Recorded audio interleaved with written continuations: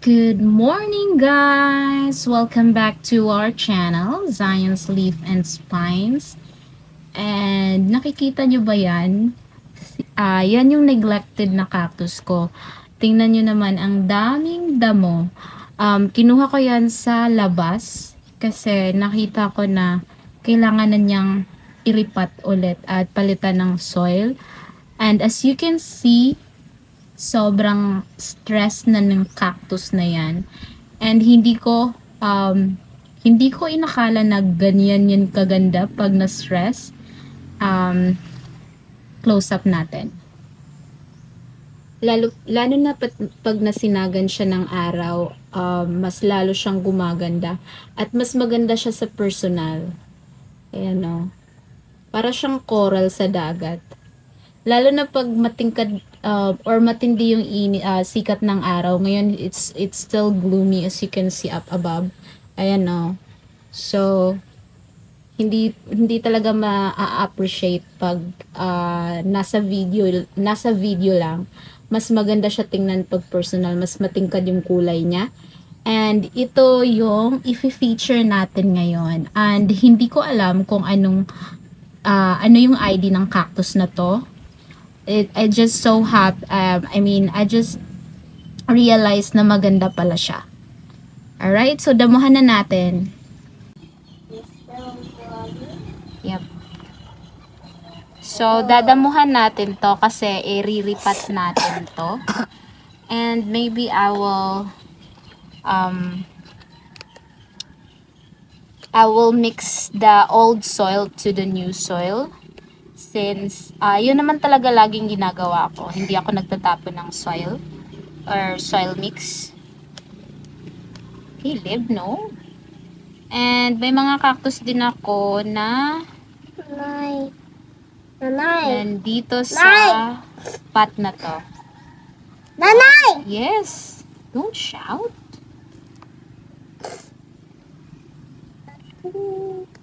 Atong sila kay win ko do. Nasama na yung ibang cactus na nandito na nilagay ko. Ito gymno to. As you can see. And then, may lemon cactus ako dito. I'm not sure if it's lemon. Basta pagkakaalam ko, lemon cactus yan. Comment down below kung mali yung ID na sinabi ko. My 12. Yep. Then it's 71. At plano ko, may ganito din ako sa mama ko. Dinala ko doon. So, siguro kunin ko yon kasi nagandahan ako sa kanya. May propagation ako nito na nandun sa mama ko. 20. So, kukunin ko yon kasi wala namang nag-aalaga noon. So, ibalik natin dito sa garden natin. That's 21. No, it's not Yeah. 21. It's Dadamuhan lang natin to. Mamaya ko na iriripat to kasi magpapakain pa ako ng anak ko. 9. Look, it's Yep. 21. Yeah, that's 21. Then it's 20. No, it's not 20. That's 2. 2. Yep. If you put 0 here, that's 20. Nga pala, yung nilagay ko dito, sand at saka konting pames and then rice hull and then yung organic na mga 9. soil mix. Yung 9. Look. sinapilya na na kahoy, Nine. yun yung nilagay ko dito. 9. Yep. Look, 20. Yes, 20. And it's wrong.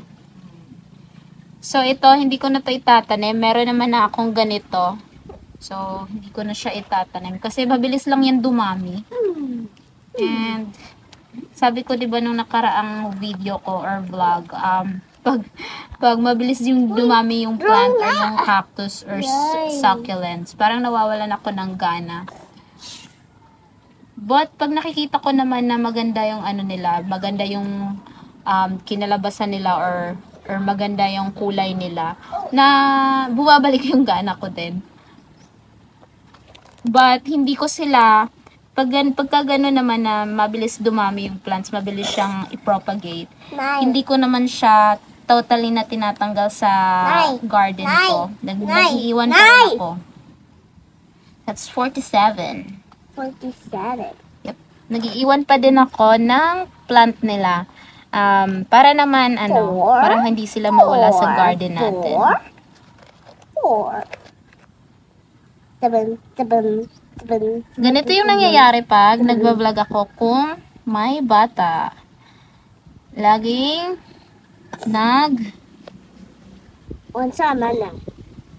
lagi siyang nangungulit. So that is why pag nagbablog ako, kailangan natutulog siya. 9. Kaya minsanan lang akong mag-vlog. 9. Alright, so natapos ko na. Mamaya ko na lang to ililipat. As you can see, i-close up natin. Wait lang. Alright, ito yung top view. Top view ng natin, ng cactus natin. And kung i-close up natin sa roots niya, root bound na siya. And yung ibang roots niya is pumupunta na sa taas. And then these roots na nandito sa taas is wala na silang buhay, patay na to. So, kaya din siya, parang lumiit siya. Malaki to siya dati. And then, since napabayaan, sinakop na ng damo. So, kinain ng damo yung nutrients niya. Kaya ito na lang, naging ganito na siya. Pero maganda naman siya. Mas maganda siya pag stress. Yellow-green to siya pag hindi siya stress. 9. Can you read this? Right. Can you read this 9? Next to 9. 9, can you read this? Alright, so may nakahanda na akong paso and i-uproot lang natin to. Tawag nito. Dry na naman na yung soil, so we can uproot it now. Let's see. Sobrang root bound na niya talaga din. So that is why i-uproot. Ayaw na niyang matanggal sa pot. Maybe I will just use this one na lang.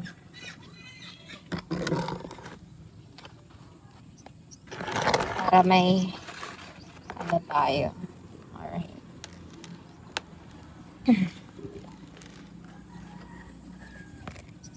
Kunin ko muna lang ito. Grabe. Sira na yung pot niya sa sobrang, ang tawag nito, sobrang katagalan na. Yan.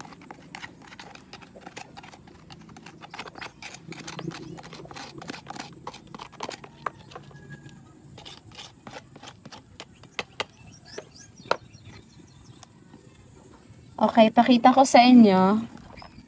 Ito hanggang dito yung roots niya. So that is why hindi na siya nagalaki. Ganito na lang siya, para siyang naging bonsai. Marami nang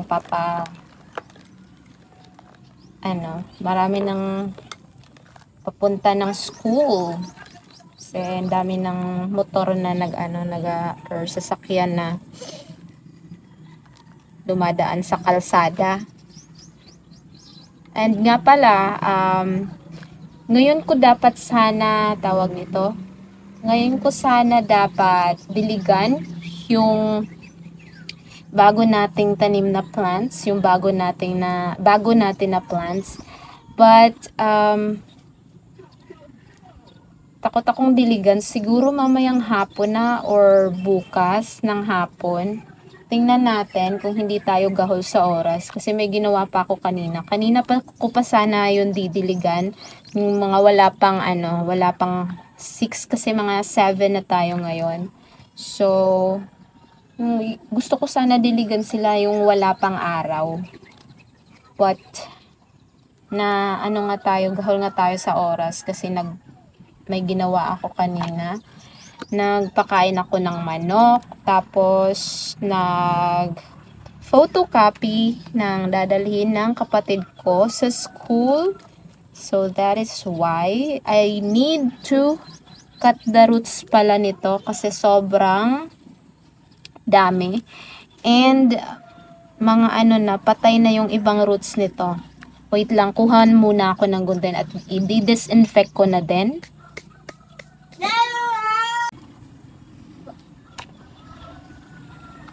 Grabe. Tagal na kasi nito. Parang ngayon lang to na-uproot. From the time na tinanim or from the time na dumating to sa akin at tinanim ko, hindi na to na-uproot.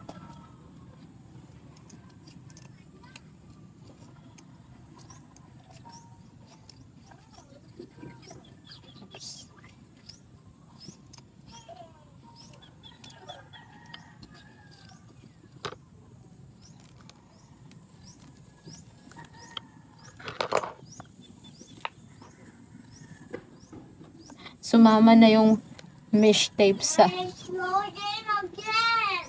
Yes, you wait for it, Caleb. Sumama na yung mesh tape sa ano. Sa roots.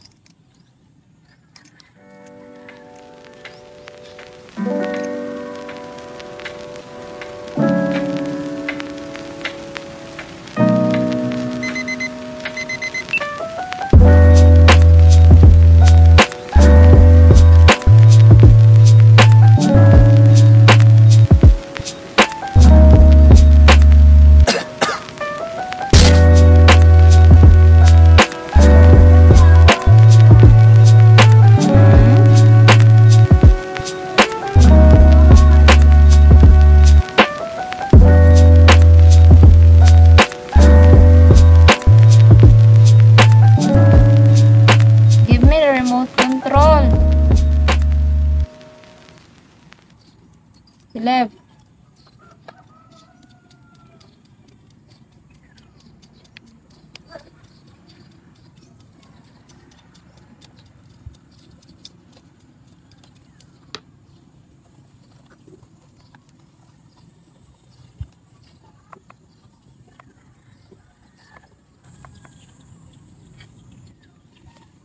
Wait lang. Tanim na lang natin ng diretso kasi matagal naman na to sa akin. So, alam ko na or gamay ko na yung halaman.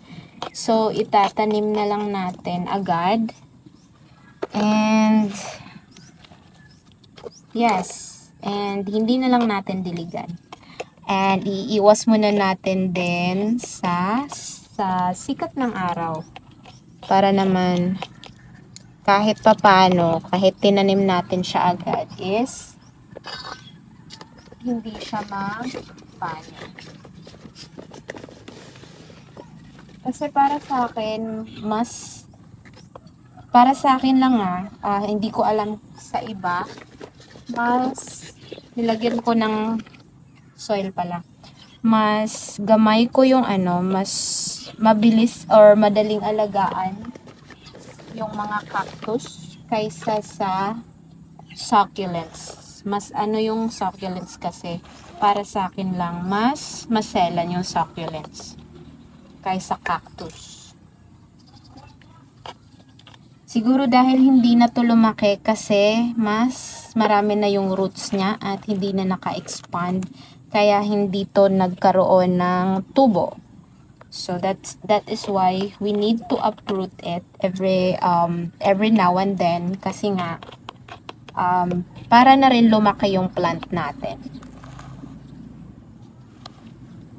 And ayoko din siyang ilagay sa mas malaki na pot or sa ayoko siyang masyadong palakihin din kasi wala lang, hindi ko alam. Pero yung euphorbia is gusto ko siyang palakihin or ilagay sa malaki na pot.